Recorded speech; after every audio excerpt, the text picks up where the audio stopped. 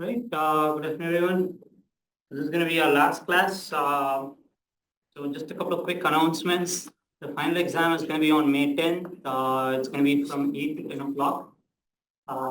It will be similar to the midterm. It will be quite a bit long and involved. So if you want extra time, I can provide an additional 45 minutes.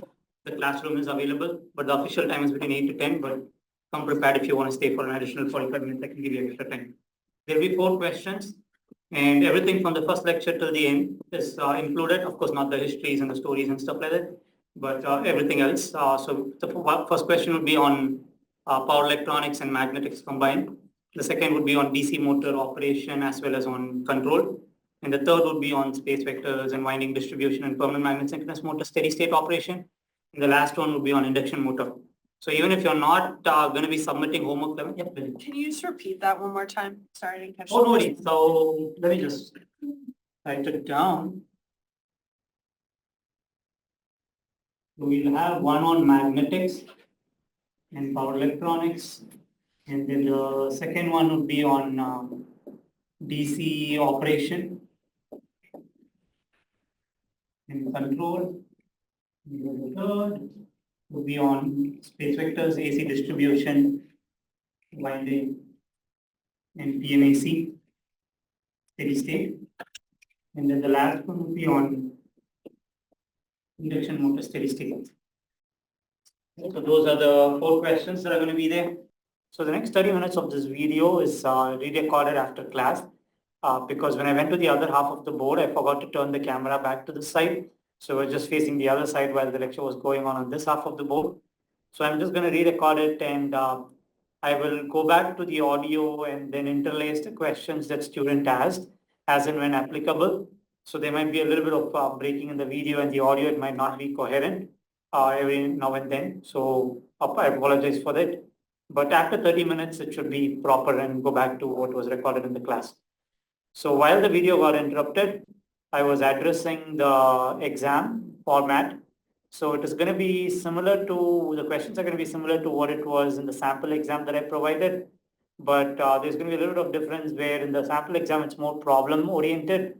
In the final exam, it's going to be more conceptual questions. You mean like explaining? So the conceptual questions would typically be more mathematical proofs kind of thing. So one question that I could probably ask is why if the rotor number of poles on the rotor is different from the stator number of poles, you won't have a net average torque being produced. If you understood the concept correctly and if you were to use Fourier to explain that if m and n are different for the spatial distribution sin m theta for the rotor and sin n theta for the stator, then the inner product will be 0 and the torque is a measure of the inner product. If m and n are not same, the torque would be 0. Then it will be a quite simple proof, just 1 or 2 line. But if you are trying to go back into the notes and trying to come up with the answer by doing flux linkage equations and doing the whole integral, that's going to be a very large derivation. So as far as you understand the concept, it will be very simple answers. You can get it done pretty easily. It'll be open note, open book. Everything is allowed. It's open book, open notes. You can even use ChatGPT. You can use any online tool. In the midterm, I had said that we are not allowed to use ChatGPT. That was because when I created the midterm exam, the first question, when I plugged it into ChatGPT, it pretty much gave the full solution correctly. But the rest of the 3 questions it couldn't answer. As far as the final is concerned, none of the questions ChatGPT will be able to answer. So you can go ahead and use ChatGPT, it will likely give you very wrong answers, so it will be quite useless. But otherwise, all tools are available. You can bring your laptop. You definitely should bring your laptop, and you can use any notes, any textbook, whatever you want. Can we assume like the winding will always be sinusoidal, or could there be a question like a non? They won't be. It's going to be purely sinusoidal, but you have given me some ideas though. Don't worry, I'm not going to ask about non-sinusoidal distributions. So that I will leave it to probably the students who are taking this course the next year. So the final announcement, please do fill the SRT, the response to teaching, the feedback. It is quite useful because it informs how the course is structured next year and what can be modified, what can be done to improve the course, what helped and what didn't. And also it helps the department be informed as to who teaches what courses and what the direction of these courses should be going forward in the future. So it's very helpful. Right now the participation has been just 50%. So just take the time and fill it out. I hope all of you in the class would complete that survey. It just takes a couple of minutes. And the deadline for that is May 5th. So please try to fill it up before that. I would really appreciate it if all of you can just fill it up. Okay. And the final thing, throughout this next week, there is no class, but I will come and record some videos, which are basically extra content that will not be there in the exam. So on the Canvas page, when you see additional videos past lecture 27, as far as the exam is concerned, you don't have to worry about it. There won't be questions from them, but it will be useful for you in the future when you have some doubts to come back and look at those videos, because there would be some contents that would be addressed in those extra lectures. That might not be, I don't address them as part of the course syllabus because it's not applicable to a wider audience. For those of you who are going and working, like say, power system area, we'll cover some topic in the extra lectures about power angle, how it varies from load angle, how maximum power transfer is different from the maximum torque per ampere and all of those. And we'll also talk about like one-phase induction motor, though you most likely would never encounter that going forward in your professional life. It would still be nice to have the conceptual aspects of it. And I'll also cover like the modeling of permanent magnet synchronous motor using MATLAB and the modeling of induction motor using MATLAB as well, again, which is not part of the syllabus. We will cover it in the Advanced Electric Drives course, 5705 course next semester, but it's not part of the basic drives, but it'll still be useful if you go to industry and you start working on this. It'll be useful to figure out how these models are created. Okay, with that, let's continue with our lecture. So last class, we looked at how to model our induction motor as an equivalent transformer model, steady state per phase equivalent. So this is just one single phase of a induction motor at steady state. When we are considering three phase, the full motor, when we do power calculations and so on and so forth, whatever power we calculate for this one phase must be multiplied by 3 times to get the total power of the motor, because it's just a per phase equivalent model. Right? So in what we saw in this model is that when we apply some voltages at some frequency omega E, it sets up a magnetic field, it sets up a current in the motor given by assuming these parameters are very close to zero. The current in the current causing the magnetizing field in the air gap is just directly Vm divided by j omega E times Lm, right? Assuming these drops are negligible. If there is some significant amount of drop, then you would figure out what the voltage is dropped, and after that you would divide this by this j omega E Lm to get the current. Right? And once you have the current, we can figure out what the magnetic field in the air gap is going to be. We have already done this before. I'm not going to repeat them. And what we derived in the last lecture and the lecture before that is how what the EMF induced in each of these rotor bars are, depending on the position of this BMS space vector. And what we observed is that wherever the BMS space vector is pointing, that bar has the corresponding bar has the highest voltage induced across it. So to give an intuitive reason for what's going on, when the B field is at its maxima, the flux linking this coil though is at its zero because the coil is parallel to the BMS field. So B dot ds, integral of B dot ds, which is the flux, that is going to be zero because the area vector is pointing in the perpendicular direction for this loop. So B dot ds would be zero. So the flux through this loop is zero. But the EMF is not directly linked to the flux, it's linked to the differential of the flux, the time rate of change of flux. So when the flux is at its zero, the time rate of change of the flux would be at its maximum, and that's why the EMF across this bar is at its maximum. And we derived this expression last class that I provided here. So let's start off with the easy case where the number of poles in the motor is equal to 2. That the equation that I've given here is just for a 2-pole motor.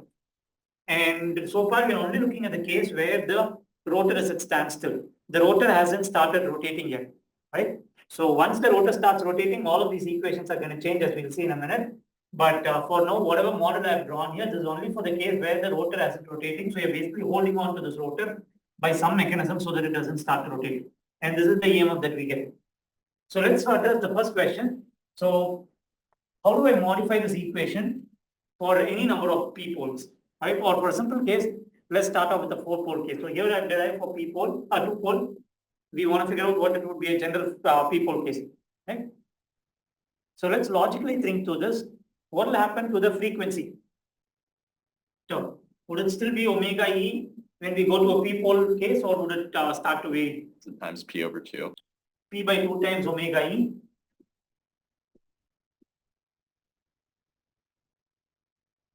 So let's look at the equivalent transformer model. Right? When we have this transformer model, the requirement is the frequency on this side must be the same as the frequency on this side. Right? We have an equivalent steady state circuit. So we have represented this by an ideal transformer. Again, it's applicable only in the case where omega mech is not rotating, the rotor is not rotating.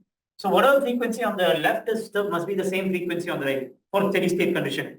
Otherwise, the system will not reach steady state at all. If the system has two different frequencies, then the system is not going to reach steady state.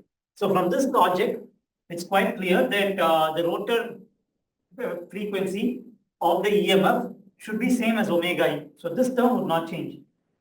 It would still be omega E times P, right? So whenever you see this P by 2 omega E, you should know that something is wrong here, as we'll get to it in a second. But the frequency is going to be omega ET. There's another way of thinking about it as well. You have these rotor bars. The BMS space vector is still rotating at the same frequency as what it was before. If I change the pole count, that doesn't alter the speed at which the BMS space vector is rotating. And the EMF induced across the rotor bar was basically a function of the d phi by dt. Right? So if this space vector is rotating at the same frequency as it was before, then the EMF that's induced by differentiating that space vector would have to rotate at the same frequency as well. Right? So the frequency doesn't get altered. Okay, let's look at the second one. What would happen to the theta and that term? So does the space vector diagram, like for higher pole count than 2, does it represent like the full like rotation of the space vector? Does that represent a pole or the entire like rotation of the motor? What does space vector speed represent? Does it? So the space vector represents the rotational aspect of the pole plate, not for the full motor. So let's look at for 4-pole case. P is equal to 4. So the magnetic field BMS is going to look like, it's going to have a peak at one point, let's say this is the north, and then it's going to have successively reducing peaks, and then the direction reverses, with this being the south peak, and then the direction continues with the magnitude reducing, and then the direction reverses with another north peak on this side.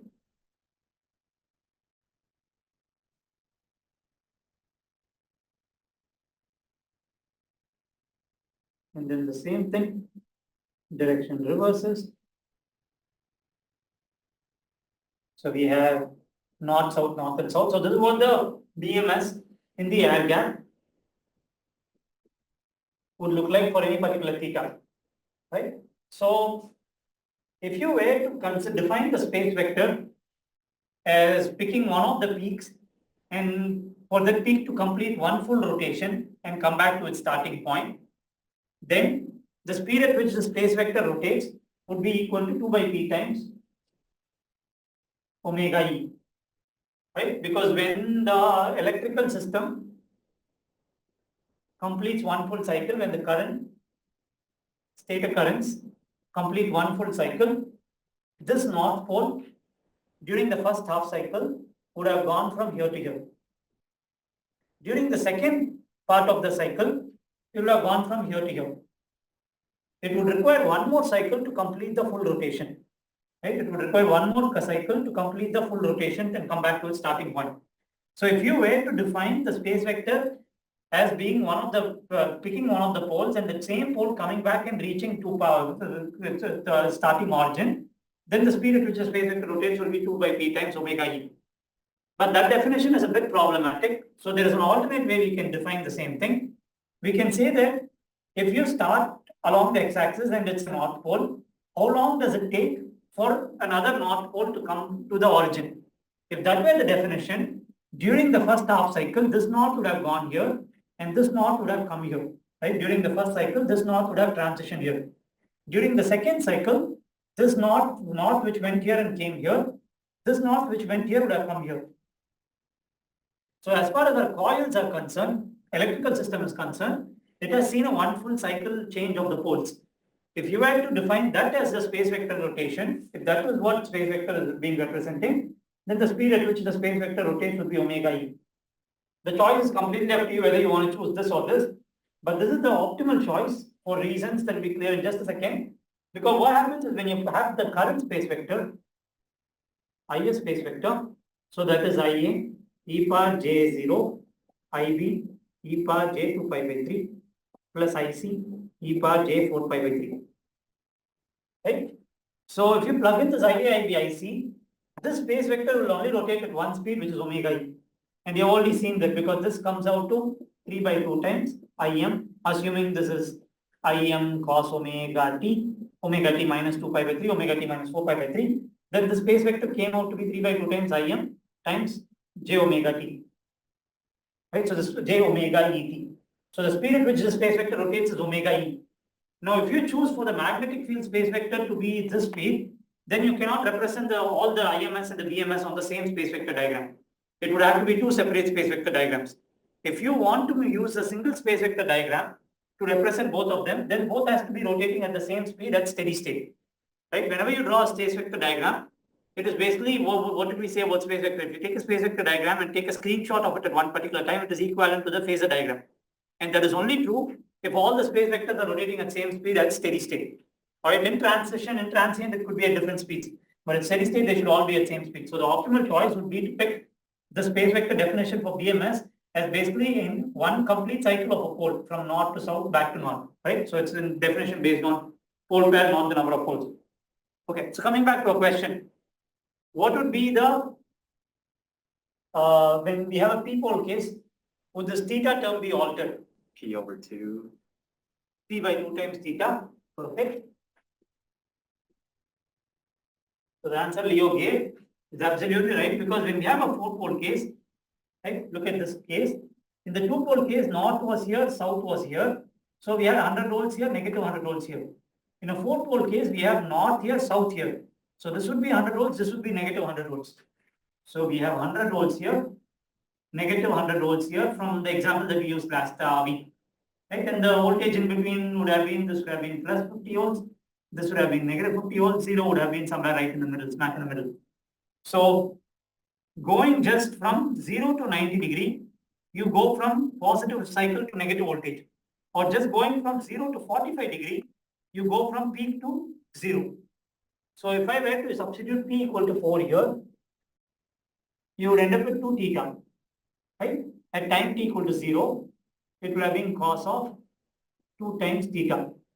And if theta is equal to 45 degree, you end up with cos of 90, which is equal to 0, which is exactly what we have here.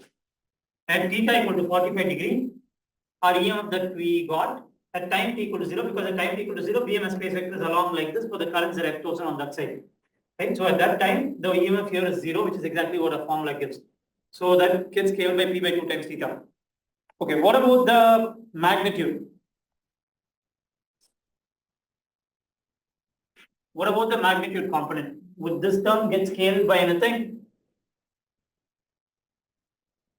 If you think about the origin of the EMF expression, then the answer would be very clear. The derivative of the flux. Derivative of flux, perfect. So our EMF was basically obtained by some n times d phi by dt. Okay. Did the flux change? Or let's start with a simple one. Did the d by dt term change? No, because the space vector is rotating at the same speed as before, right? So the d by dt term is not changing. Did the flux term change? It did, by a factor of Would it be 1/2? half, because in the previous case, we took a loop under for a 2-pole motor. The loop that we took was 1 bar on this side, 1 bar on the polar opposite side, diametrically opposite side. And then we looked at the flux in the air gap at every single point entering the rotor, and we said that flux must be the same as the flux cutting through this loop. Using our Gauss's law for magnetism, integral V dot ds must be equal to 0. So whatever flux entering on the top must be the flux leaving this loop, right? And then the flux entering here, let's say some value 5 for 2-pole. In case of a 4-pole motor, the BMS magnitude hasn't changed, but the loop area is now only this part, right? Because this is one positive conductor, this is the negative conductor, the diametric equivalent opposite in the electrical frequency domain. And the loop area is now not this full semicircle, but it's actually this quarter of the cylinder, right? So this is the loop area. Now the loop area has basically become half of what it was before. So the flux is reduced by a factor of half. The dt did not change, BMS did not change, but the cross-sectional area changed by a factor of half. So the EMF became half. So that for any p-pole case, that would be 2 by p times. Right? So if p is equal to 4, it will be 1 by 4. That will be half of what it was before. We are going to define a new term for this. Omega synchronous.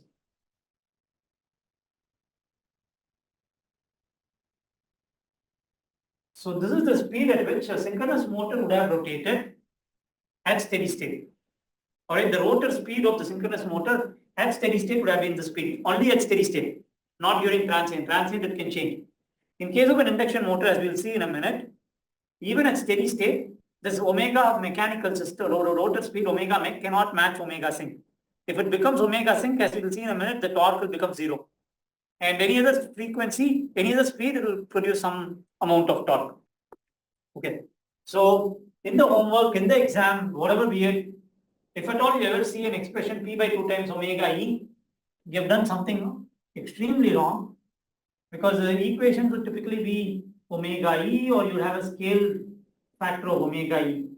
All right, for instance, if you had a two-pole motor, let's say a two-pole permanent magnet synchronous motor, and say the frequency that you apply is 60 hertz, then the speed at which the rotor would rotate would be 3600 rpm. If you make the number of poles 4-pole, then the speed would be half of it, 1800 rpm. If you make it 6-pole, it would be 1200 rpm. So common nameplate data, as you will see for an induction motor, typically would have 3600 rpm. Induction motor typically high power would be 4-pole or 6-pole, maximum 6-pole. They don't try to push it past that. And permanent magnet synchronous motor typically tend to be much higher pole count, typically 8 and above, right? And right, so let's go to our space vector diagram. Can somebody tell me what the direction of the BMS space vector will be?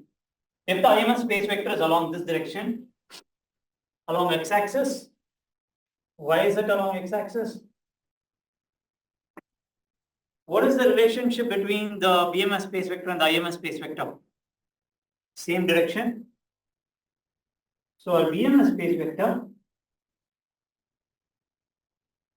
is going to be in the same direction as the IMS space vector. So Leo, I think you were absent in the class when we dealt with it. So let's look at what's going on. If we look at the maximum B field due to A-phase coil, that would have been mu naught NSP divided by Lg times the current in the A-phase, and the direction at which the A-phase B field would be maxima would be E par J0. Right? And then the maxima B field for the B phase would have been mu naught NSP divided by Lg times IB E par J2 pi by 3. And similarly, the C phase maxima field would be Lg times IC E par J4 pi by 3. Right? So the A phase B field would be maxima along this direction, B phase would be maxima along this direction, C phase would be maxima along this direction. Right? Which obviously these would have different magnitudes. If they have the same magnitude, net field in the air gap is going to be 0. We already saw that. So the net B field is basically the sum of these three time varying BA peaks. Right? So BA plus BB plus BC is your BMS space vector. And if you sum these up, what you get? You get IA E par J0 plus IB E par J2 pi by 3 plus IC E par J4 pi by 3. So what you get on the RHS of summing it is mu naught NSP divided by Lg times IS space vector. So the relationship between the BMS space vector and the IS space vector is just a scalar entity. There is no phase shift in the signal. So basically the BMS space vector has to lie along the same direction as your IMS space vector. So what will be the direction of the rotor EMF space vector? So let's say rotor ER. What will be the direction of the induced voltage on the rotor in our space vector diagram? 90 degrees behind. 90 degree, lagging. Perfect. Can you tell me the reason as to why? Peak EMF density is aligned with IMS, and so they keep the, I forget what the word. Because of the conductor density distribution. Perfect. That's a very intuitive answer that you gave. There is a much simpler way of explaining this, but John is absolutely right. When you have, we looked at how to represent the space vector for the EMF and the current. We drew parallels with what was happening on the stator. When the stator current is maxima along at time equal to 0 along A phase, the stator current space vector was along this direction. But the n times I, the current density was at peak along the 90-degree axis. So wherever the current is peak, the space vector was 90-degree behind it. In our case, the EMF is peaking along this direction, along the BMS direction. So we want to represent the EMF space vector 90-degree behind it, right? But there's a much simpler explanation, even though this is the intuitive way of understanding it correctly. What is a much more simplified way of doing the same thing? What is the mathematical relationship between the E and the B? Derivative. d phi by dt. So same expression that we have right here. So in our case, negative n d phi by dt. So if your flux is varying, then so if this is varying sinusoidally, then the EMF that comes about would be 90 degrees behind it, right? If it was E equal to L di by dt, in that case, if the current was varying as sine wave, then the EMF would have led it by 90 degree, and the negative sign here makes it lag by 90 degree. So our ER space vector is along this direction. What will be the direction of the IR space vector? The current in the rotor. Let's start off with a simple case. If it is a resistive load along the same direction as ER, right? Because ER divided by the resistance is your IR space vector. Right? Now we are going to consider the case where it's just not purely resistive, but there is some leakage inductance associated as well on the rotor side, in which case it's going to lag the voltage by some angle. IR space vector by some angle alpha, and that angle alpha is going to be equal to tan inverse of rotor frequency omega r times the rotor leakage inductance divided by the rotor resistance RR. Okay, what is going to be the direction of the current that is reflected onto the primary? Reflected is usually indicated by that symbol on the top, the tick symbol on the top. What will be the direction of the reflected rotor current? It will be 180 degrees opposite. Right? The term reflected should be a hint as to what's going on. And the angle between this and this, let's call it delta. And graphically, you can look and figure out what delta is going to be. It's going to be pi by 2 minus alpha. Right? Because this angle is going to be 180 degree. So the rest is easy to figure. This angle is 90, so it just has to be pi by 2 minus alpha. Okay. What is the reason there is a reflected current on the primary? In case of a transformer, what was the reason that we had a reflected current on the primary? So, in case of the transformer, let's again go back to the simple case where this inductance and resistance are tiny enough that the voltage that we applied on the primary side, on the input side, is directly available across the magnetizing inductance without anything being dropped in between. In that case, the current through this magnetizing inductance is fixed.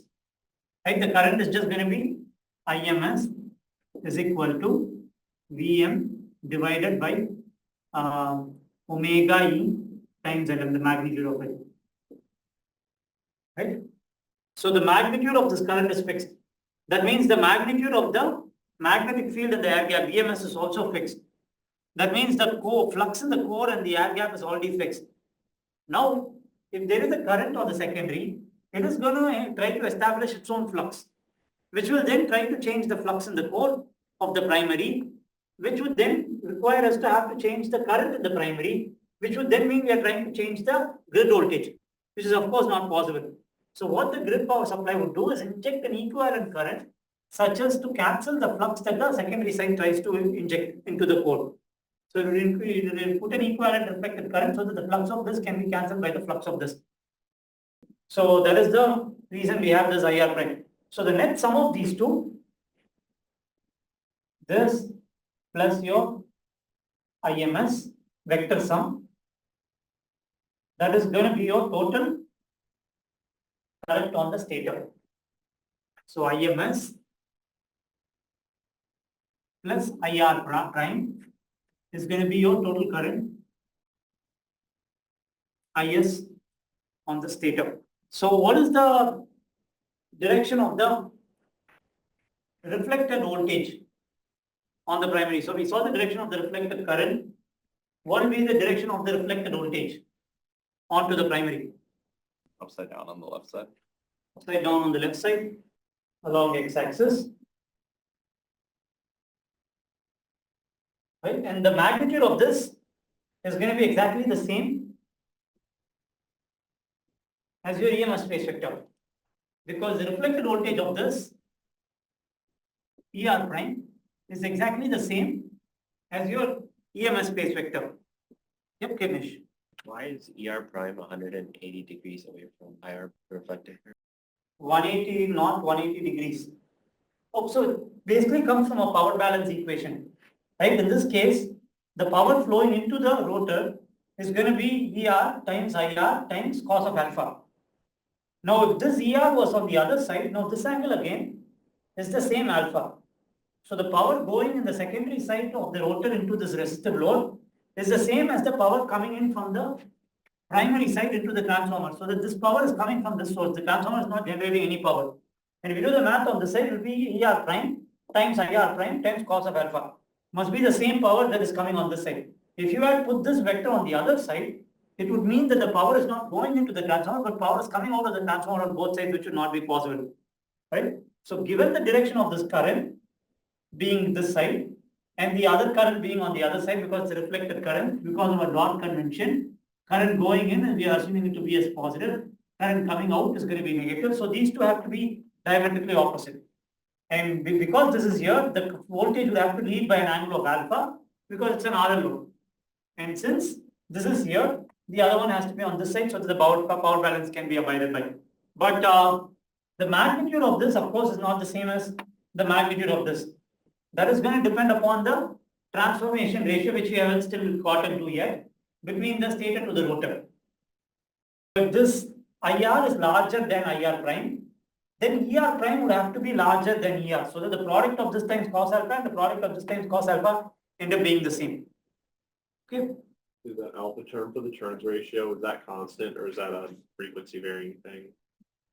Is the ratio of ER to ER prime, is it a constant? No, it is not a constant at all. As we will see in a second, this transformation ratio will be a function of the speed at which the rotor is rotating.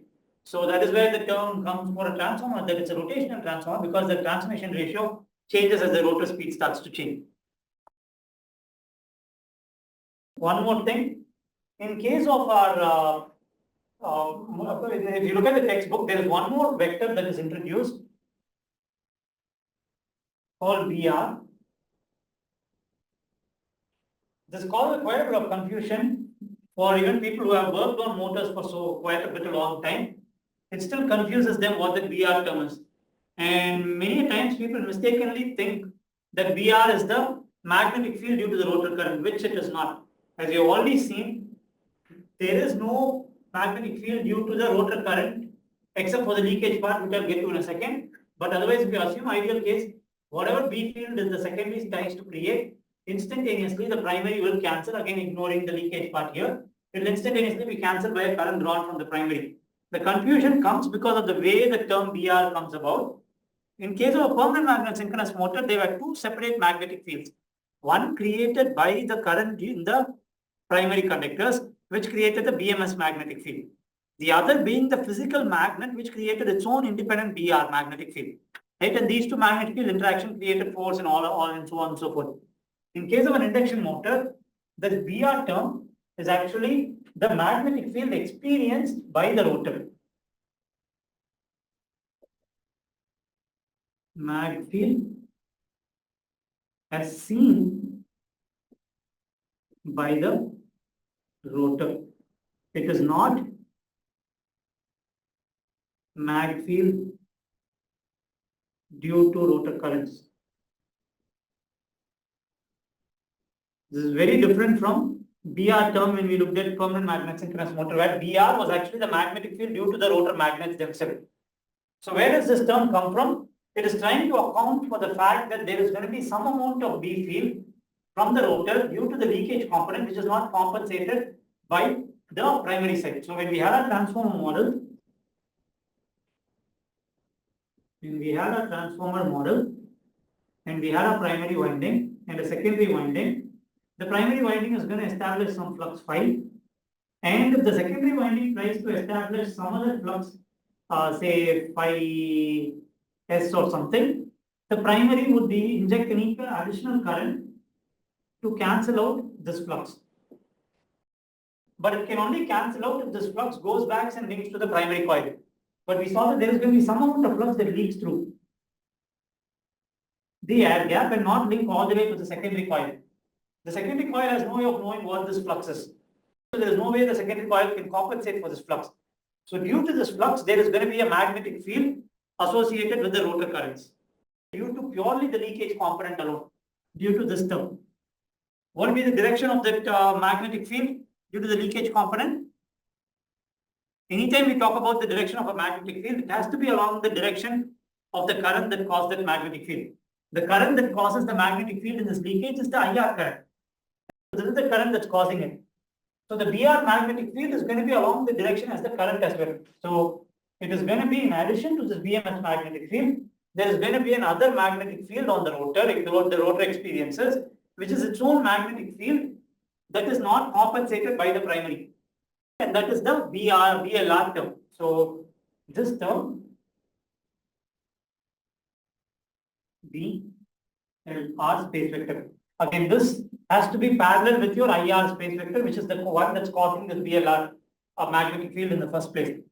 So the net B field experienced by the rotor would be the magnetic field due to the stator currents, BMS, and then the magnetic field of its own self, which is leaked out, which is not compensated by the primary. The magnetic field due to the currents in the secondary side is establishing a flux in the core, which is not leaking out. That is instantaneously cancelled out by the primary side current, which establishes its own equivalent flux due to the reflected current. So that is never drawn in this diagram at all. So again, this BR is the flux seen by the rotor, and it is not the flux created by the rotor. All right, the only contribution of the rotor in creating the flux is the leakage term. The majority of the component comes from the BMS term.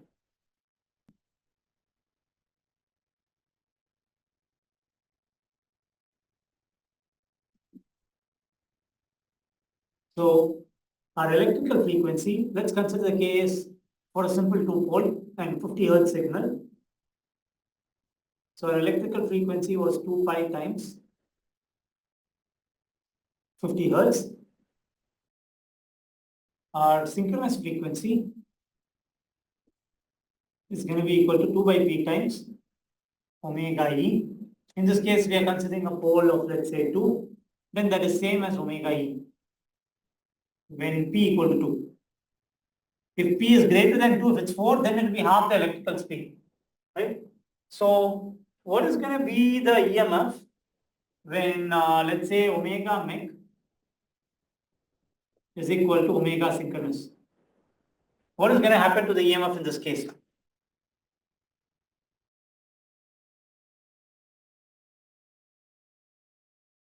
Yep, Lily. Is BS the same thing as the voltage you'd get from the grid? Is that the same as the all the way to the left? Yeah, so the Vs space vector is basically representing this term. Thank you. So 3 by 2 times Vm times e power j omega t would have been your Vs space vector. More questions? For this next part, a question on it, what's the point of just creating an omega sync if it's just the same as omega match? Like, why do we have different distinctions for it if they're just the same thing? It won't be the same. Right? For instance, when we started off, at time, initially, the first case that we analyzed was omega mech is 0. Synchronous speed is always going to be 2 by p times omega e. Right? In the first case that we considered, omega mech was 0, and we analyzed what the EMF is, what the space vector, everything is. Now we are looking at the other extreme case where omega mech is rotating at synchronous frequency. Right? Then we are going to analyze the case of all speeds in between. Because don't we also have an equation that's like omega f mech equals 2 over p omega e? Isn't there also an equation that says omega mech 2 over p equals times omega e? So there is an equation omega mech is equal to 2 over p times omega m. Okay. Okay, and this omega m comes from differentiating the rotor angle. Okay. So this is, so if you think back to PMAC, then it makes no sense to introduce this new term because this omega sync would have been same as omega m at steady state. But even there, only at steady state, these two terms would be equal. In transient use, we saw that the speed dips and recovers back, right? But in induction motor, the speed can be completely different from omega synchronous, as we'll see. So that's why it's called an asynchronous motor. Okay, so let's come back to this. If the rotor is rotating at the same speed as the space vector, BMS space vector, what will be the magnitude of the induced voltage on the rotors?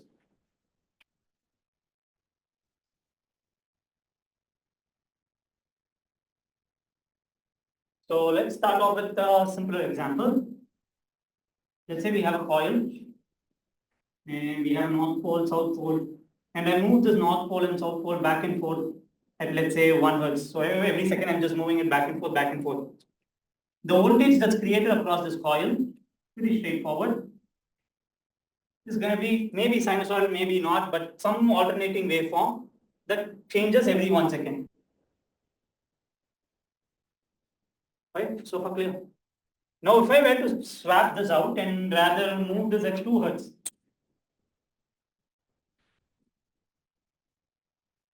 then this frequency that is going to vary is going to be at 2 times the value, right? So we have, so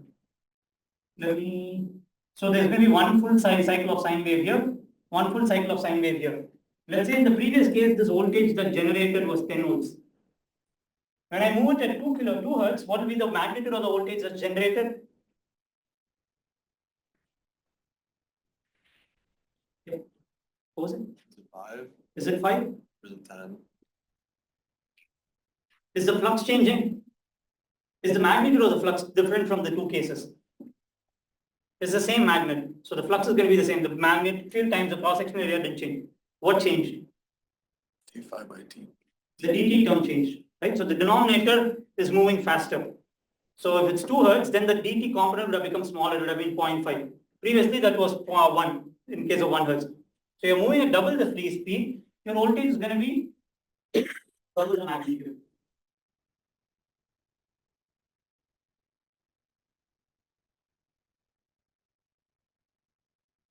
Any volts.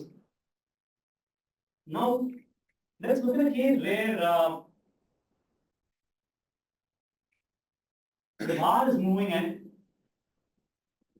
2 hertz, but the coil is also moving at 1 hertz. What will be the voltage that's induced on the coil? 10 volts. 10 volts. Why 10 volts? Because it's basically 1 hertz. Could you repeat it? Is it like the difference of the 2 hertz and the 1 hertz? Okay, so if this is moving back and forth at 1 hertz, this is moving at 2 hertz, you can relatively think of this as being standstill and this moving at 1 hertz back and forth. Okay, so this third case would end up giving the same waveform as the first case.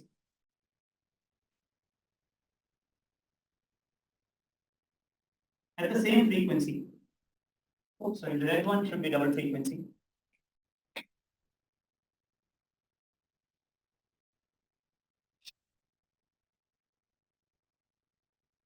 Double magnitude as well as double frequency because the magnet itself is moving at 2 kilohertz, 2 hertz.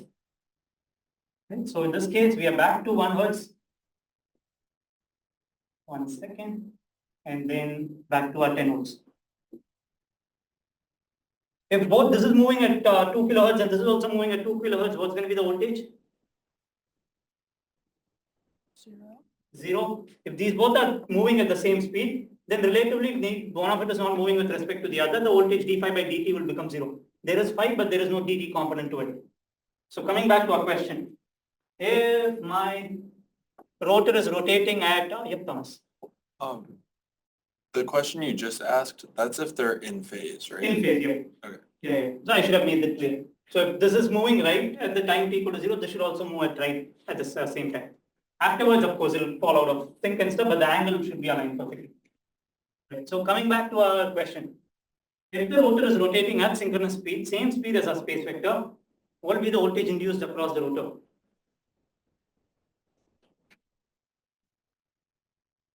The 0, right? 0.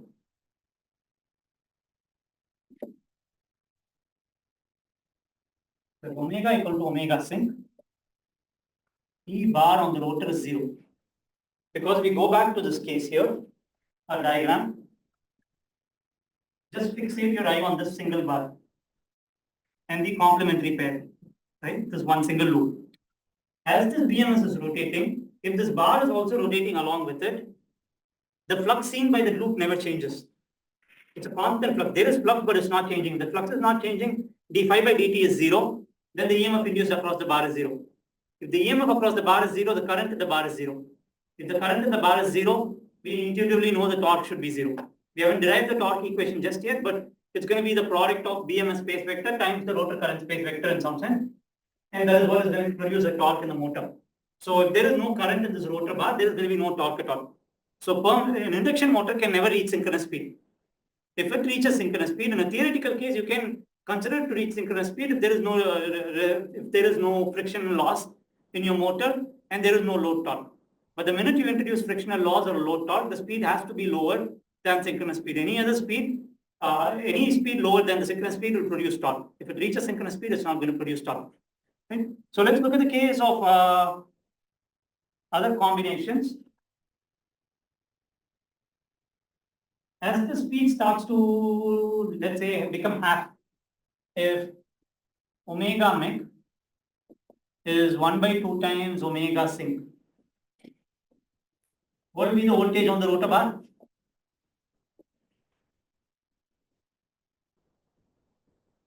Let's say in the stationary case, when the rotor bars were stationary and the BMS was rotating, the EMF induced, the highest voltage induced across the rotor bar, let's say the magnitude was 100 volts. If the speed of the rotor is now half of synchronous speed, what will be the voltage induced across the rotor bar? 50 volts. 50 volts. Omega, next is this. So E bar at omega mech equal to half omega sync is going to be 50 volts, or basically 1/2 of what it was at omega mech equal to omega sync. That is exactly the case we saw here when we did the coil diagram. If the magnet was moving at 2 hertz, the voltage was 20 volts. If the magnet is moving at 1 hertz, the voltage became half of it. Okay? Is the voltage the only thing that will change?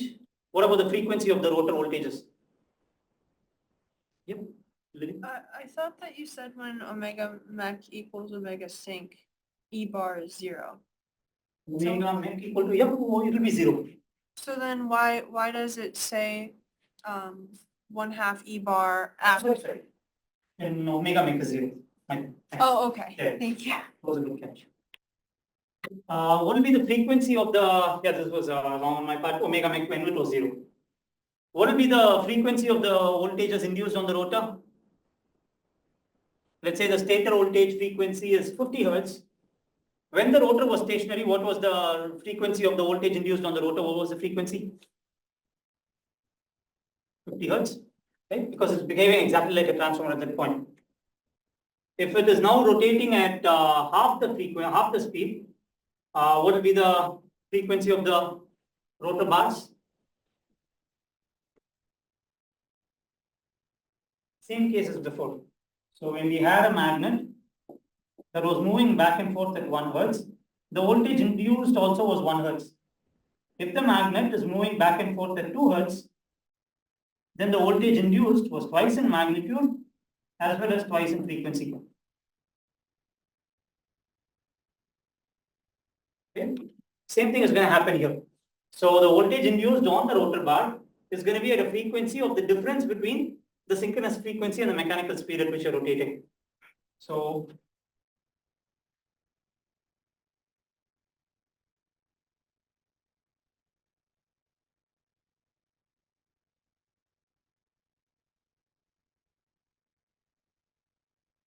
the speed at which the rotor electrical frequency is going to be your omega E minus Right? In our case, this p by 2 factor is just right?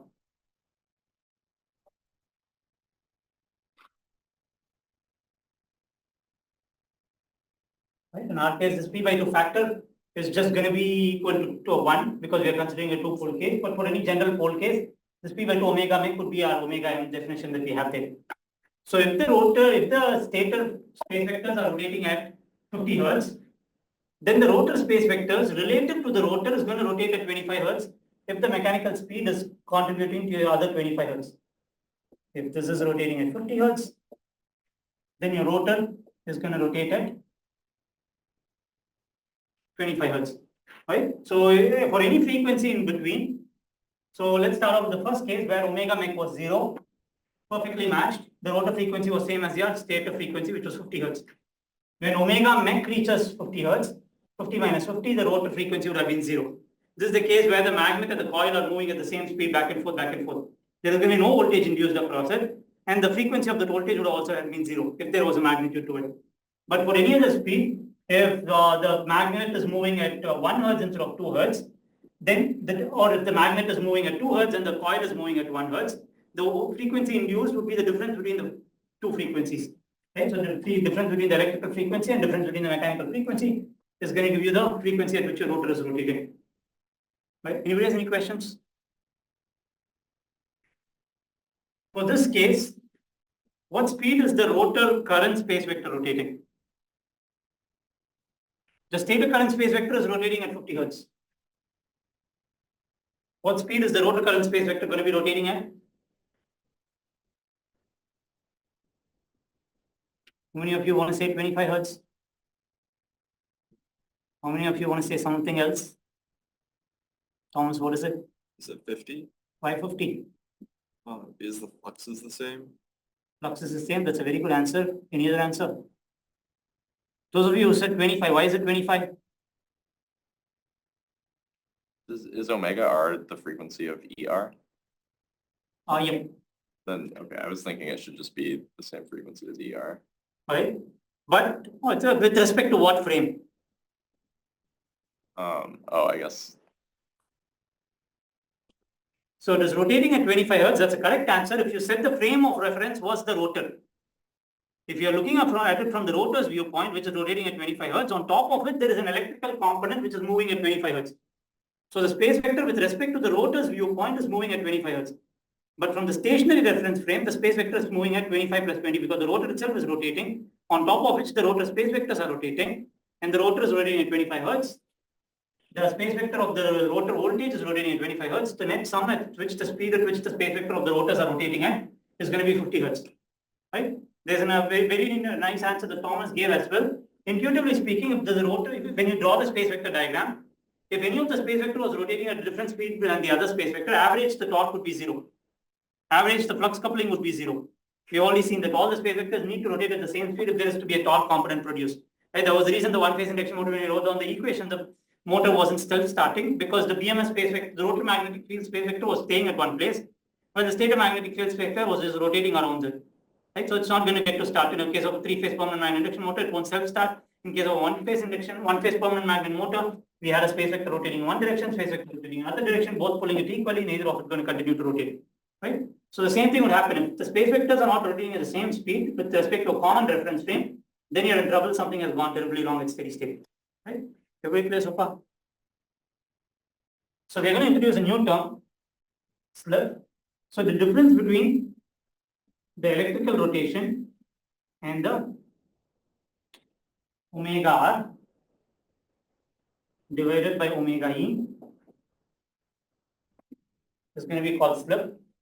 Only use the symbol s. This has nothing to do with the control system complex variable s. Right? This is just a symbol for slip. That's it. And how far our speed, our rotor frequency starts to deviate away from our stator frequency. If slip is equal to 0, then omega e equal to omega r. What will be the mechanical speed at this case?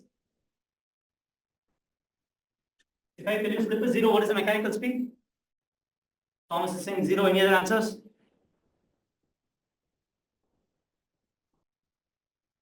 When did we have an electrical frequency same as the mechanical rotor frequency same as the electrical frequency?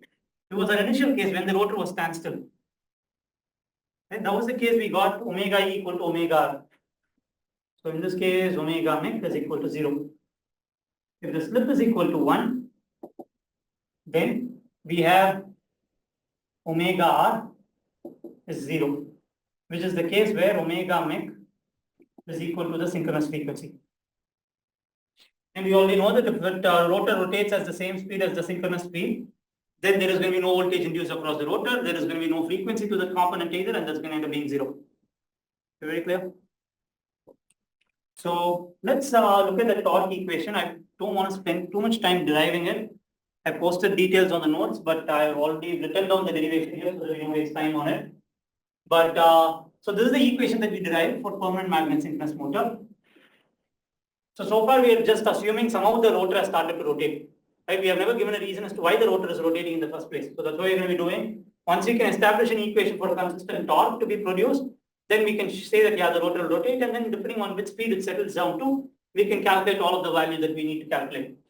Right? So this is our electromagnetic torque that we have there, tau em, from our permanent magnet synchronous motor derivation. So in that case, it was purely a function of the stator current space vector and the rotor magnetic field space vector and the angle deviation between those two.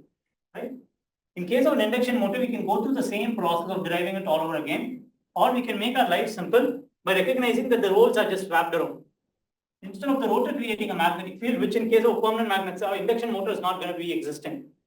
Right? It's the stator magnetic field that's the only thing that's existing. And that is interacting with the reflected rotor currents to produce a torque. So going back to our diagram here, we had our stator current space vector for PMAC. And then we had our rotor magnetic field space vector, which was lagging by some delta. And if this delta was 90 degrees, that would have been the most optimal point. That would have created the maximum torque for the lowest amount of current that we can get for the per unit current. So in this case, for an induction motor, the same thing comes about. So we have a BMS space vector, we have our IR prime space vector, and the angle between them is what is going to determine what the torque is. Can we control this angle delta in an induction motor? In a permanent magnet motor, we could control the delta. We can measure what the rotor position is using an encoder and then inject current into the motor so that it's 90 degree ahead of the rotor space vector. In case of an induction motor, can we control what this delta is going to be? I shouldn't have deleted the space vector diagram, but can we control what the delta is? No. What was it a function of? So in our space vector diagram,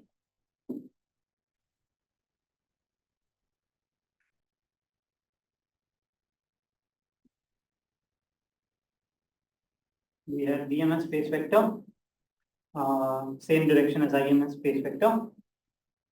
We had the ER space vector, IR space vector, and the angle between the ER and the IR was at alpha. And then the reflected current IR space vector, this we call delta. Right? So alpha plus delta, or another way of looking at it, delta is just pi by 2 minus alpha. There is no way we can control what this alpha is going to be, nor what the delta is going to be, because this was a function of the circuit, rotor circuit. So tan inverse omega rotor LLR prime divided by LLR, I haven't introduced prime from here, divided by RR. So that was the angle alpha. Once alpha is determined, delta is also determined. What will be the condition for what circuit parameter has to become 0 such that the torque produced is maxima for a given current in case of an induction motor? Leakage inductance of the stator. Leakage inductance is what? Of the stator. Is it the stator or the rotor? Oh, of the rotor. The rotor, because that is what is determining this alpha angle. Right? If this IR current lay along the same direction as ER space vector, the reflected current would have been along x-axis. Then my delta would have been 90 degree if I have gotten maximum torque per unit current. So when we finally derive the torque expression and look at the torque curve characteristic, the maximum torque should be then limited by this LLR term being on the denominator. If we can make this LLR term go close 0 or very close to 0, then we can increase the maximum torque that can be produced by our induction motor. So coming back here, So delta is this term, delta alpha itself was tan inverse of the rotor frequency times LLR prime divided by RR. Right? And then once you take sine of delta, which is going to be cos of alpha because of this pi by 2 minus alpha term coming from the diagram there, you will end up with this expression RR prime divided by the magnitude of this dr prime. Right? So you can think of this as the impedance angle. Right? So if this is your impedance Z, this is your J omega LLR, and then this is your RR. Okay? So cos of alpha and this angle is going to be your alpha, and the other one is your delta. So your cos of alpha is going to be just RR divided by the impedance, which is what is written here. And so we go back and substitute sine delta with the term that we have here. We get into this expression. And once we have this expression, the only term that we need to take away is this BMS term. We already have an expression for the EMS of the induced voltage across the circuit. So we only have the expression for this voltage, right, the EMS term. And we derived it when we did for the permanent magnet synchronous motor, where we had some magnetic field Dr rotating around, which is creating an EMF. The same thing happens here. Instead of the rotor magnetic field creating it, now it's the stator magnetic field BMS that's actually creating its own EMF. Right? And that term comes out to omega sin 3 by 2 times pi RL ns divided by 2 times BMS magnitude. Again, I don't want to go through the derivation, we've already done this. The only difference in case of an induction motor is the introduction of the slip term. Right? Because we already saw this. If the slip becomes 0, the rotor rotates at the same speed as the stator space vectors, then there is no EMF induced across the rotor bar. If it is not at all rotating, slip being 1, then it's going to generate the maximum EMF that can be available across the bar. Right? So that's what is modeled by the slip term that we have right here. Otherwise, everything is exactly same as what we had for a permanent magnet synchronous motor. And then substitute from this expression, replace the BMS with the ZR term, and then you can have the impedance itself is just the voltage divided by the current. Do all these substitutions. The final expression that you come up with is what I have written down here. This is what is of interest to us, which we'll analyze a little bit further. Right, so keep a note of that equation. We'll come and derive the same equation in a different method, which feels a little bit more intuitive, but doesn't feel complete. Okay, so let's take the circuit and start simplifying the circuit a little bit further.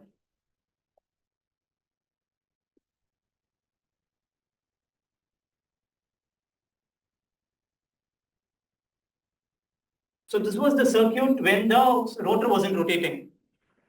How do I modify the circuit when the rotor starts rotating? What all should I do?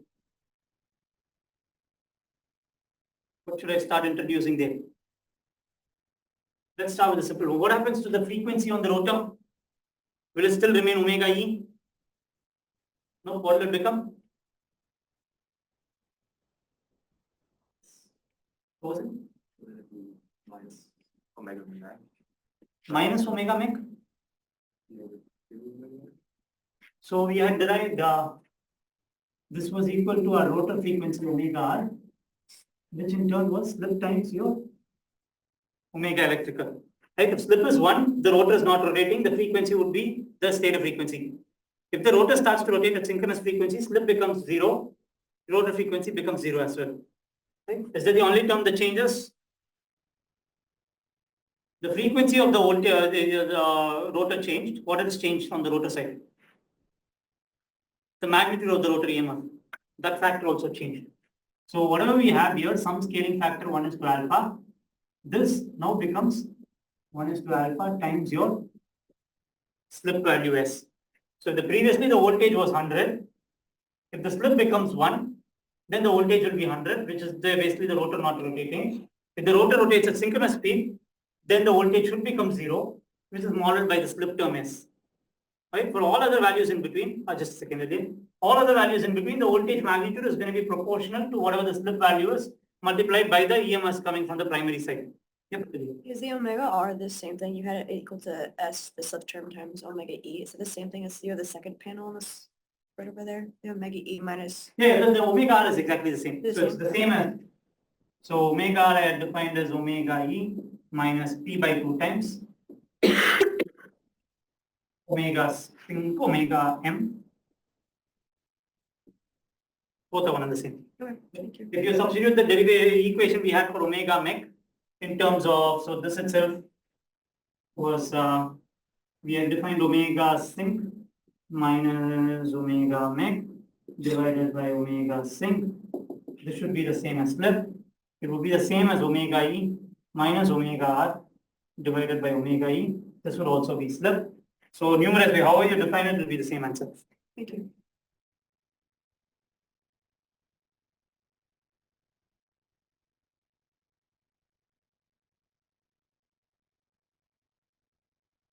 So,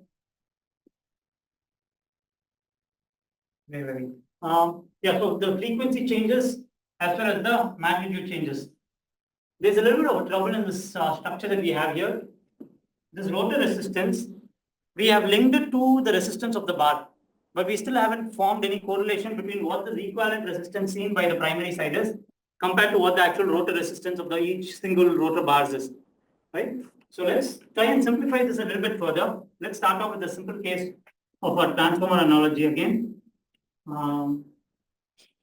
Let's assume an ideal transformer.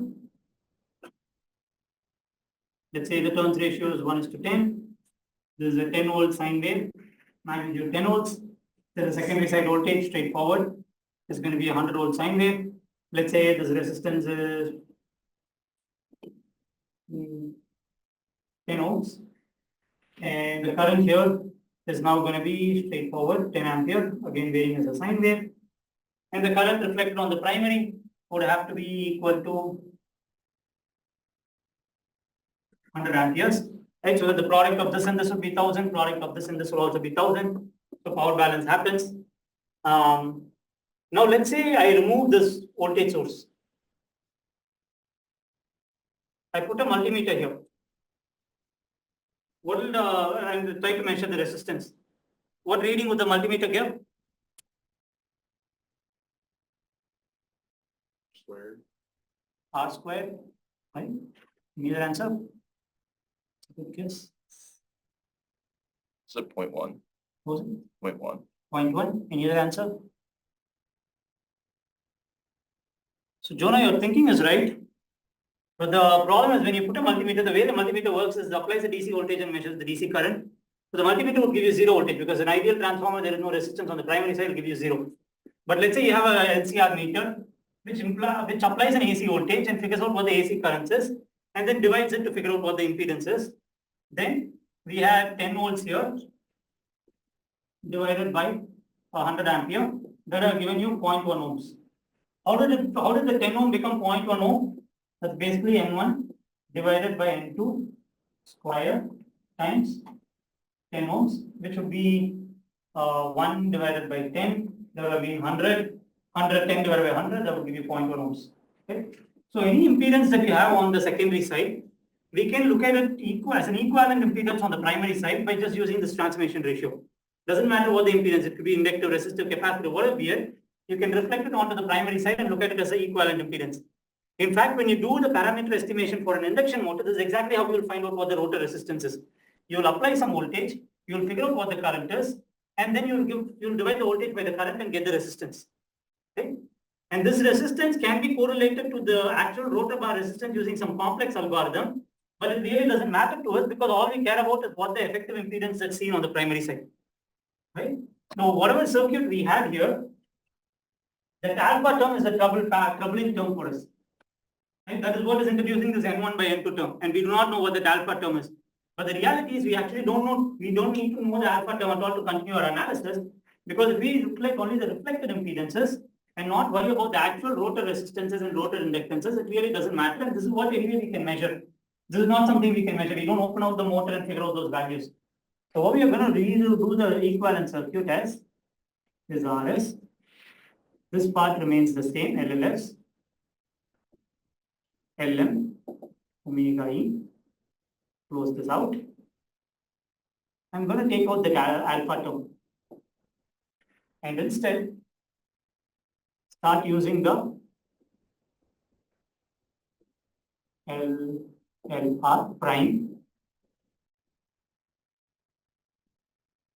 RR prime. Okay? And this of course has to be J times omega R, which is same as J times slip times omega E times LLR prime. Right, so just to get rid of that alpha term, which is the complex turns ratio that will come about depending on the number of rotor bars, number of the stator windings, which I don't want to figure out and do complex math, because anyway it really doesn't matter. What a parameter I estimate would only be the reflected values that I can measure.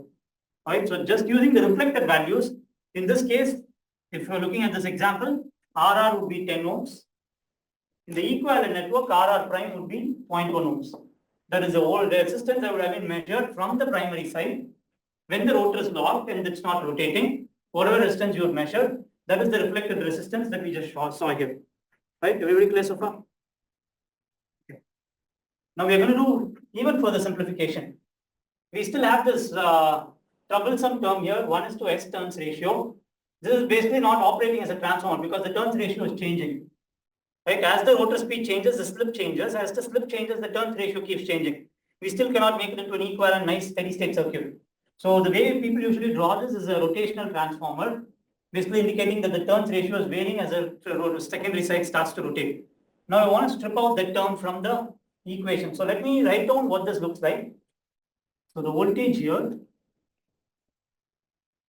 was EMS. The voltage on the rotor side would have been, reflected voltage would have been slip times EMS, right? That's the transformation ratio for any given value. So we have slip times EMS is equal to apply KVL. We have J times slip times omega E times LLR prime plus RR prime times the reflected rotor current flowing in this conductor. Notice that I have replaced IR in this network with the reflected rotor current, right? Because we already transferred the resistances to the primary side. So once I've transferred the resistance to the primary side, the current that is basically the reflected current on the primary. So when you do the primary reflected notation, that means everything will be reflected terms now going forward, right? So now I can bring this S term common, just a mathematical simplification, cancel this S here, cancel this S here, and bring the S term to the denominator of the resistance. This allows us to beautifully simplify the circuit, right? Because now what is it saying? We can equivalently replace this network by another voltage source, which is EMS. So the second equation, if I were to draw it as a circuit, so the primary side is the same, LLS. And then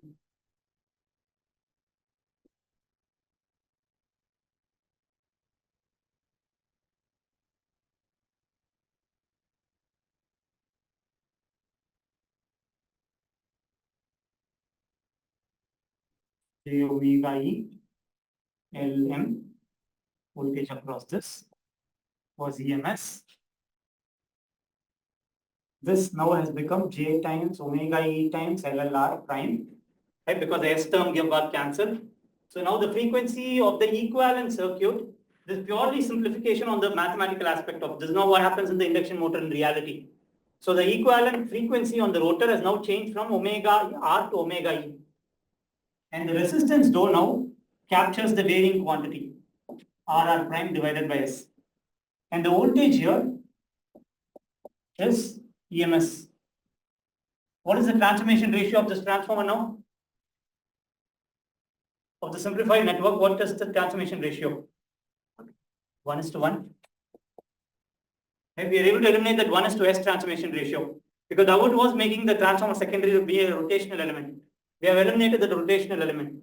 Now our life becomes much simpler since it's just a 1:1 transformation.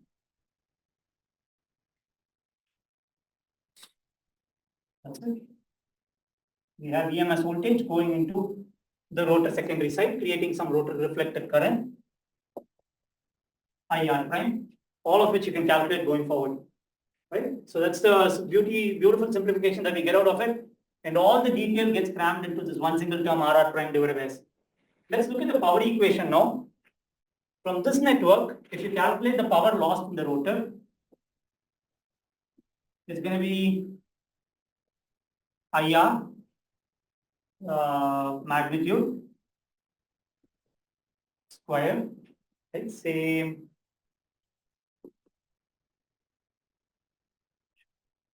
here.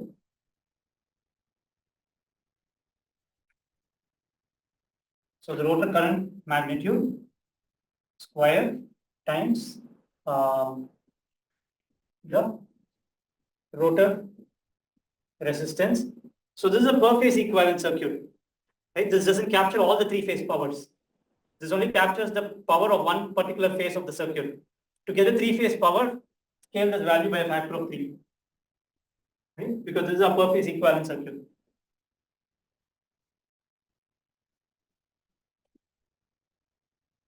Okay.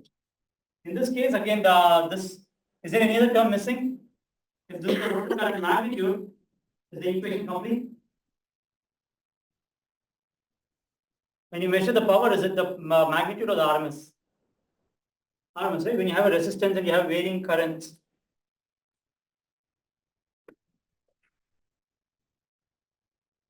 If you, so if this was, if you use the IM magnitude instead, just scale that factor by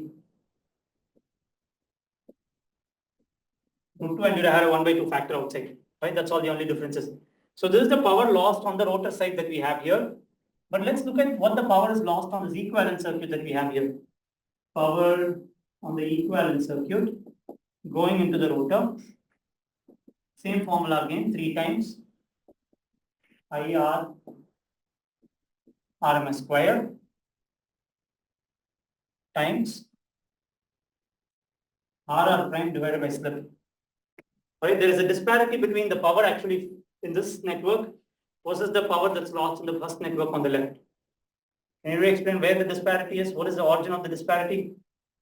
We did everything right. We didn't make any wrong assumptions in our equations. How do we address for the disparity?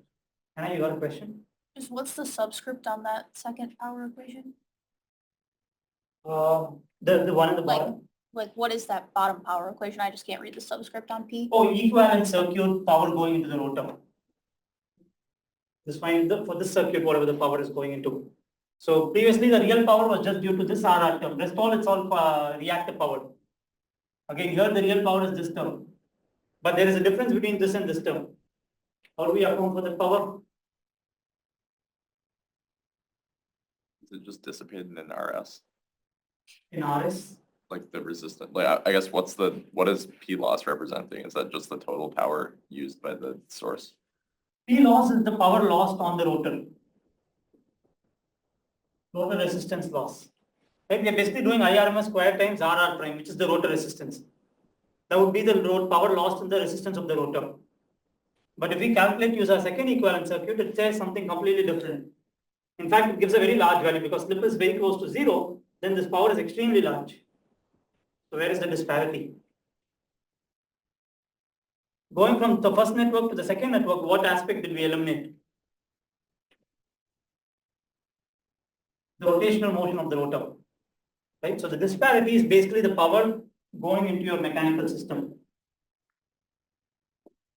So the difference between those two, IRMS whole square times RR prime times 1 by S minus 1. Let's look at what the torque is going to be. Tau mech is basically the power mechanical divided by the speed mechanical. Once you plug in those values, you will have 3 times IRMS prime the whole square RR prime times 1 minus S divided by S times 1 by omega mechanical. Right? And the omega mechanical itself, square root of equations, when you do the homework, it will be reinforced pretty well. But for now, I do understand it's quite a lot of equations that I'm writing here. 1 minus S times omega synchronous. So please do the homework, Levin. Definitely, even if you're not submitting it, go through and do it. Otherwise, none of this will become clear. So once we substitute omega mech here, what we are left with is 3 times IRMS prime square RR prime times 1 divided by S times omega synchronous. Right? This S times omega sync is called omega slip.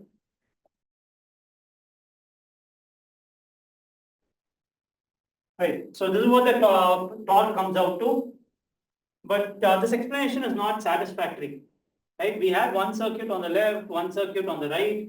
Somehow suddenly a new term power got introduced, right? We could have done something wrong in the circuit.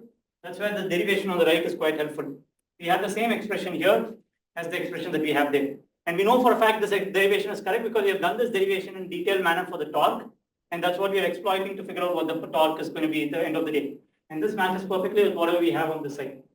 Right, so when you have a rotor, so what the equivalent circuit is even further modified and split into two parts. A rotor resistance and a 1 by S minus 1. If you sum these two up, it will be RR prime divided by S. Right, so this part captures the rotor loss. And this part captures the mechanical output. So if you do I square, IRR prime square, RMS times 3 times this resistance term, that will give you the mechanical power going out in the world, right, into the motor. Anybody any questions so far? I might overrun by a little bit. Those of you have to leave, that's absolutely fine. I still have just a little bit more content to complete. Maybe another 5-10 minutes. Okay. Any questions so far? So let's look at our power equation, our torque equation. So we have 3 times IRMS square times RR prime times S times omega sync. So let's replace this term IR rotor RMS current, which is basically this current, which is quite easy to find because I have this voltage EMS. Whatever the value comes out to in RMS value. Again, make sure you convert it to RMS. When I ask the question, I'll ask it as peak values, but make sure when you calculate the power, you convert them all into RMS. So the rotor resistance is RR prime divided by S the whole square plus omega E LLR prime the whole square. So basically this is going to be your current. So if I take the voltage across this impedance and divide by the impedance magnitude, which is what is given here, I'll get the current through the circuit. And the current value square is going to give me exactly what the term I have here. So let's look at a couple of cases. Let's say the motor is at standstill. If S equal to 0. Right? The only term that is going to determine when S equal to 0 or S very close to 0, tending towards 0, then this is the term that's quite large compared to this term. Right? So we can make a simplification that this term is close to 0, this term is the bigger term, so the resistance part is what matters in that network. So what does the tau EM come out to? 3 times EMS, RMS, again those who have to leave, that's absolutely fine, please do. Times square root of RR prime divided by S, which is the RR prime, the whole square times RR prime times S times omega sigma. Rewrite these terms. The final expression comes to EMS square divided by RR prime times slip divided by omega synchronous, right? So what this equation basically says, if you start increasing the slip, your torque will start to increase, right? So that's all that equation comes about to. All the derivations were just to get that one tiny expression there. So what it says is as we start increasing, so let's look at the motor speed versus slip characteristic.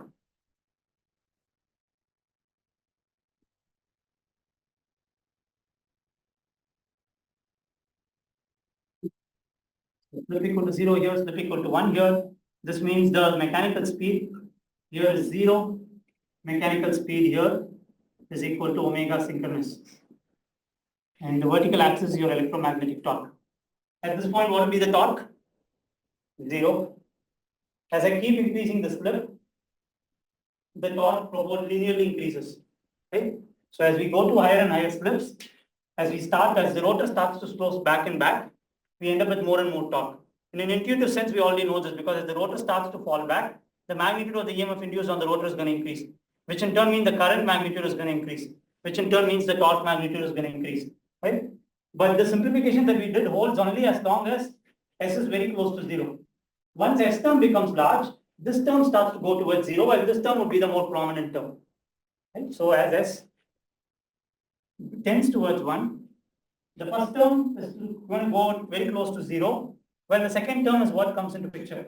So if you go to the torque equation again and substitute the case where this term is 0, so EMF square divided by RR prime divided by S the whole square plus omega E LLR prime the whole square. Now since slip is large, this term is very close to 0, while this is the surviving term, times RR prime times S divided by omega synchronous. If you simplify this, you would end up with quite straightforward EMF square divided by omega E LLR prime the whole square times RR prime times 1 by slip times omega synchronous. So what it says is as the slip starts to increase, at some point the torque will start to fall down because the slip term has now gone into the denominator. Right? If slip is 0.5 and let's say the torque comes out to 5 Newton meter, when slip goes to 1, the torque would come out to half of it, 2.5 Newton meter. So initially it's increasing. After some slip, it will start to go down. Right? And it will go to some other value. And this value you can get by substituting slip term there as 1. Once you substitute slip term 1, this is the starting torque, or also called the holding torque. Right? And this is going to be no torque. This is going to be the linear region where it operates, and this is going to be your T max. How do we get the maximum torque? Basically, a torque equation that we have here, differentiated with respect to slip, equated to 0, you'll get the point where the slip is maxima, and you can calculate that value. I'll just give you the expression for it, since we have run out of time. The maximum torque expression is 3 by 4 times P, number of poles, times LLR prime, times BRMS, times omega E, the whole square. Right? So that's going to be a torque. And it somewhat matches our expectation that if the leakage inductance goes down, we said the torque should be higher. Because the angle between the current and the voltage, that alpha angle determined what the delta angle was in our space vector. We want that alpha angle to be as close to 0 so that the delta is as close to 90 degrees, which is going to increase the torque. And that would happen only when the LLR becomes very small. Right? If you can minimize your leakage inductance, your maximum torque would increase. And what about the rotor resistance? Do you want to minimize your rotor resistance or you want to keep it high?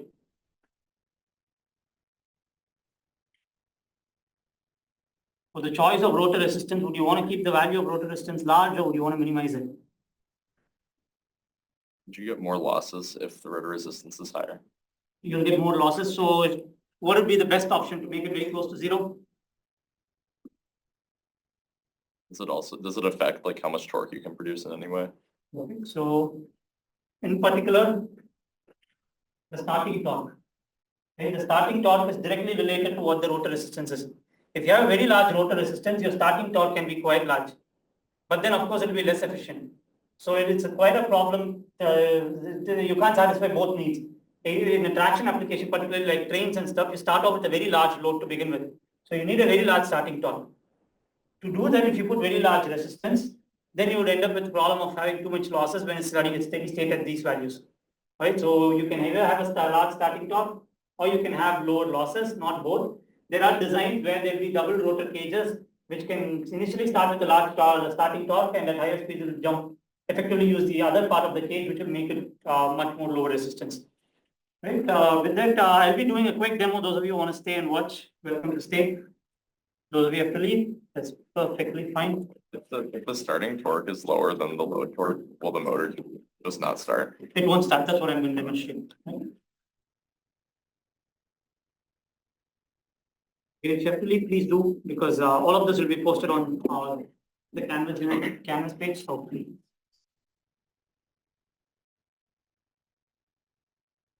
So let's go ahead.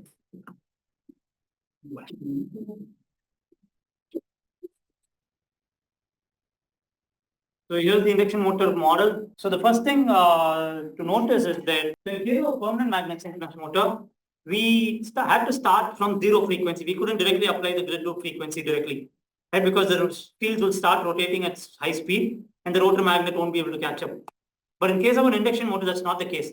Irrespective of what frequency you apply on the stator, the rotor fields would rotate at the same frequency because the induced voltage would be at the same frequency, and we already saw, irrespective of what the rotor speed is, the rotating frequency of the voltage, EMF voltage, would always be synchronous speed.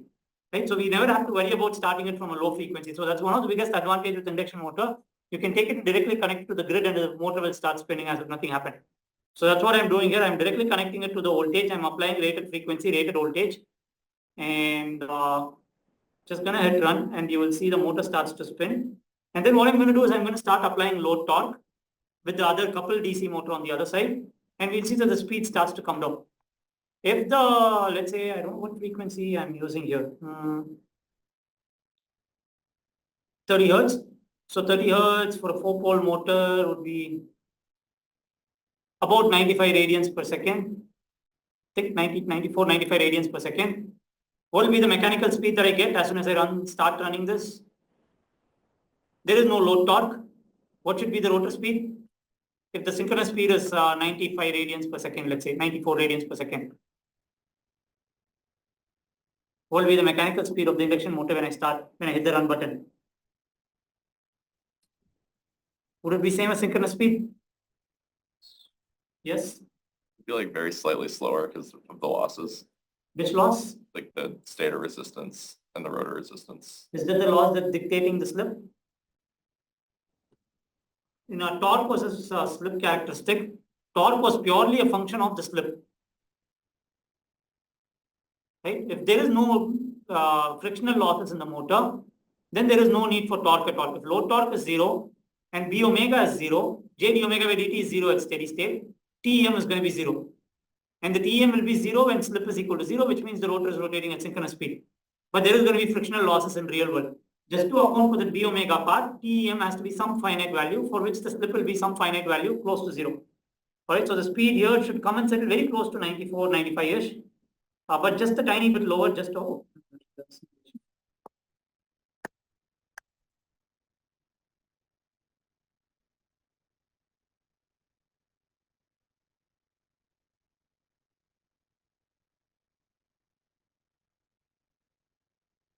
So we got about 92, 90 radians, how many?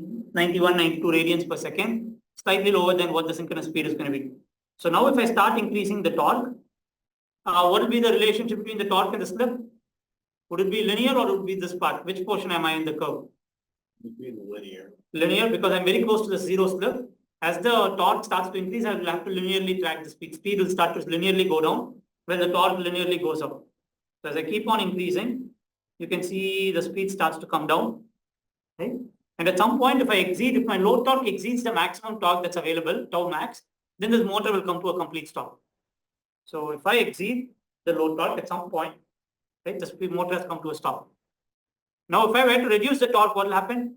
Would it come back spinning up again? Does that depend upon your minimum torque? Yep. So if I can bring the torque back down to the extent where the starting torque matches, if the load torque is slightly lower than the starting torque, then the motor will start spinning up again and go back to wherever it should operate for the current slip. So if I tiny reduce this, so I made one step change, it still hasn't started because my load is still higher than the starting torque. Right? But if it becomes lower than the starting torque, it can go back to the speed at which it was spinning before for that particular torque. Now, this wasn't possible in case of a permanent magnet synchronous motor. In case of permanent magnet synchronous motor, it's always, once it stops, you cannot start it again until you change the whole frequency down to 0 and start increasing it. All right, so this was the invention that Tesla ended up creating. Before him, someone else had created Galileo Ferraris, but never patented it. And then Tesla patented it and sold it and made a shit ton of money out of it. But the design he made is not the one that actually is used today. Right? He used the two-phase one, and he didn't create the squirrel cage rotor that we have. which was created by Mikhail Dobrovolsky. But the name does keep associated with Tesla though, because Tesla, as brilliant as an engineer he was even better at being a big proponent for himself. But that was the scientists of those eras, as well as the ones that follow, have the same similar mindset where, as brilliant as an engineer they are much better at marketing. Right? The same thing Edison used to do as well. So Edison had this thing where when he lighted the first building in New York, he had a whole bunch of socialites, everybody surround him, and then he made a big event out of it, spectacle out of it. And to prove that AC is very dangerous, in his own mind, it was dangerous. So he created this the experiment where he actually electrocuted a living elephant, right, to show that AC can be very dangerous to make a case against Tesla. And Tesla used to do something similar to, he used to create these huge public events to get audience, to get money that he can raise to create more crazy ideas. And this mindset has carried on nowadays as well. When you have Apple event, Tesla event, Nvidia events, right? Any tiny chips that they make it into a public spectacle. So the reason I introduce all of this thing of actually having you ask questions in class, having class participation, is not only that you should be comfortable with your knowledge, but also be comfortable talking of. Sometimes you can be completely wrong, but if you're loud enough, people will still accept and believe whatever you're saying. So you might have been frustrated with the in-class participation, but it was for a very good reason. But this is quite contrary to what people in the past were. Like in the case of Newton or scientists before 18th century, they were very humble because they didn't have to raise money from public. It was from royalty and nobility. There's in fact this beautiful letter from Newton when he wrote to Hooke from the Hooke experiment for the spring. Right? He writes, "I was able to look so far ahead because I stood on the shoulders of giants." There's this episode on Star Trek where the host says that actually what Newton should have said is, "I was able to look far ahead because I stood in a field of short people." He was such a brilliant guy. That was the reality. But he was still quite humble, very religious and very humble as well. Doesn't really know where the expression standing on the shoulders of giants come from. So there's this, every time you look at the sky late at night during winter, when you look at the Orion constellation, you should think back to the story. So what is the other name for Orion constellation? How do you identify Orion constellation? It's the easiest constellation to see on the night sky. Sure. The Archer, the Hunter constellation, right? So the story goes that Orion, he was the son of Poseidon. He and Artemis fall in love, and they spend the whole of their time just frolicking around and hunting every single species on Earth. But Artemis is supposed to be the god of pulling the moon around the Earth, and then Apollo, her brother, is the god who's supposed to pull sun around the Earth. And Apollo gets annoyed because Artemis keeps slacking back on her job of pulling the moon around. And the night becomes longer and longer, and Apollo has to end up doing much work pulling the sun around the other side of the Earth. So Apollo gets annoyed, and this is a way of Greek explaining why this winter is longer, night is longer, and the sun days are shorter. So Apollo goes and complains to Gaia, saying that god of Earth, goddess of Earth, saying that if Hunter, Orion, and Artemis are let to continue, they'll extinct every single species out by hunting everything out. He was just jealous that he had to do more work. So Gaia sends a scorpion towards Orion so that the scorpion then ends up killing Orion. So when you look at the night sky, if you see at around 9 p.m. On January, Orion will start from the east and go towards the west. And then if you wait 6 hours later, the Scorpion constellation, or even the astrological sign, they'll start at around 3 p.m. and go the same direction that Orion went. So what happens is once Orion dies, God sends him to makes him a constellation. And Gaia, just to keep Orion in check in the heavens, she sends Scorpion as well as this constellation. So right below Orion, you'll see 2 other constellations. Anybody know what they are? Canis Major, Canis Minor. Those are his 2 dogs. The brightest star Sirius and Procyon. Those were his names of the 2 dogs. And those dogs will be hunting Lepus, the rabbit constellation. And Orion himself will be hunting the Taurus constellation. So next time you see Orion, you should be able to track out all of these constellations. But the story itself is that Orion is a very large hunter. He was a giant, and he gets blinded early in his life because he does something gravely criminal. I won't say what it is. You go read the story. But then God says that if you go towards east and get the rays of Helios, your blindness will be cured.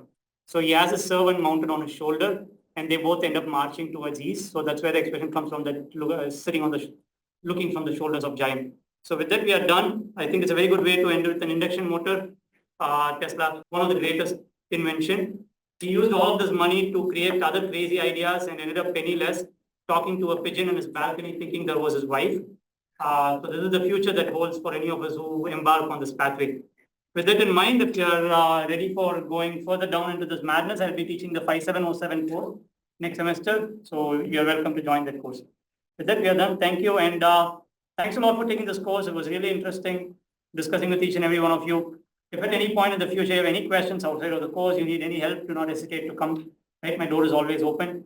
And please do take a couple of minutes to just fill out the SRT form. With that, we are done. Thank you. I'll see you all again on May 10th.